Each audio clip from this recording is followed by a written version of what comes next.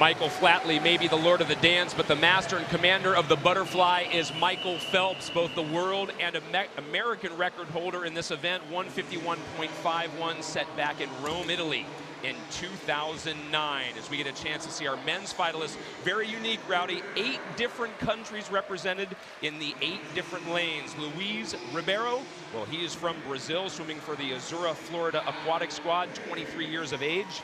Next to him in lane number 2, he was 4th earlier in the meet in the 400 IM, Alec Page, a 2012 Olympian for Canada.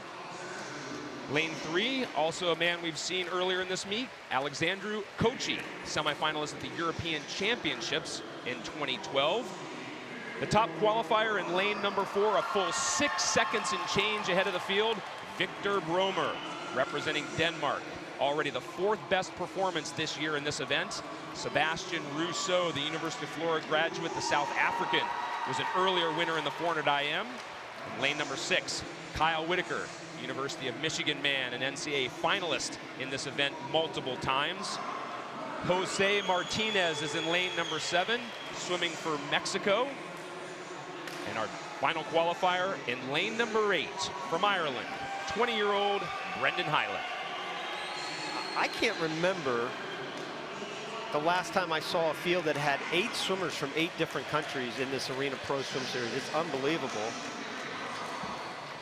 Very unique indeed in terms of the diversity. We talked about this meet, the Orlando meet in particular of the Arena Pro Swim Series, being one as we look at Victor Bromer, the man who's the 2014 European champion. He won that championship back in Berlin last summer.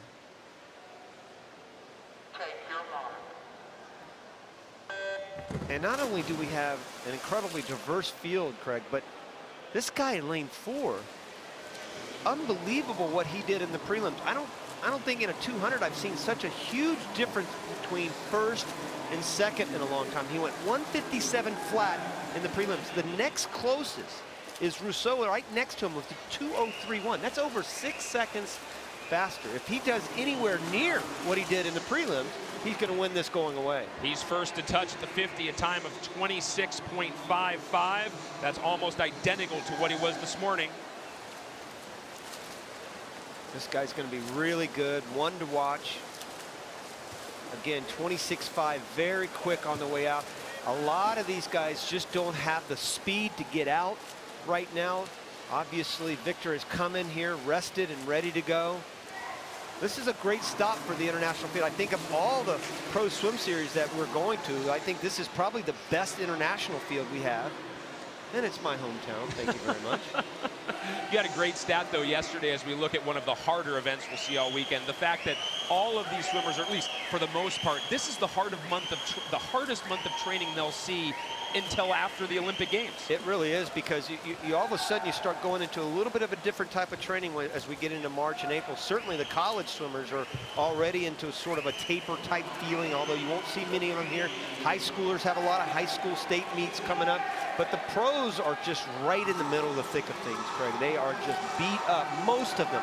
Although some will come in here like a Victor Bromer and start to make a little bit of a noise here, and he's actually being challenged a lot more than he was in prelim. Well, I was just going to say that. Give Alexandru Coci in lane number 3 and Sebastian Rousseau in lane number 5 some credit. They're making a little bit more of a race of it than they did this morning, but Victor Bromer, he knows all too well he's got the win. He touches in 157.32, exactly 3,200 slower than he was this morning, but a great job backing up that AM swim. It certainly was, and it's still the 5th fastest time. By the way, the 5th and 5th, those 2 swims that he put in today, the prelims and the finals, would be the 5th fastest swims in the world this year so far. And again, he's got a lot of promise, only 21 years of age. Here's the 150 right here. You could see he's being challenged a little bit. Coci up there at the top. There's Rousseau right there underneath him. But in the end, it was all Bromer as he came through really so well. And he put 4 solid 50s together, Craig. And that was the one thing that was really important. Great form there. Great shoulder strength he has. Good stretch across that water. Nice entry right there in front of his shoulders. And then watch that finish at the end. Again, you want to try to put your head down right about here. Boom, 1, 2. He breathes up all the way through, sort of like a Phelps, as I mentioned, but a great finish at the end. The results in the men's 200-meter butterfly, Victor Bromer, 2 seconds ahead of Alexander Coci and Sebastian Rousseau, another medal here in Orlando. Victor, congratulations obviously on the win. I know it's only moments afterwards, but how would you rate that swim, not only in terms of your season, but compared to this morning? Yeah, I was a bit faster this morning, but it's been a really long day, and it's all just a meet part of a training camp we're on, so I'm pretty happy about it. I'm happy about living up to it this morning. Victor, how difficult is it to go into a race like that knowing that you were 6 seconds faster than the second place finisher? I mean, would you try to concentrate more on the race itself? Certainly not so much the time is important as well. Yeah, my main focus is to do the race correctly and not focus so much on the other guys. Right. No matter what the seating is. So that's not really anything I put into thought when I went into this race. Great back-to-back swims. Congratulations. Thank you. The 200-meter butterflies in the books. When we return, the women head to the gladiator event, the 50-meter freestyle.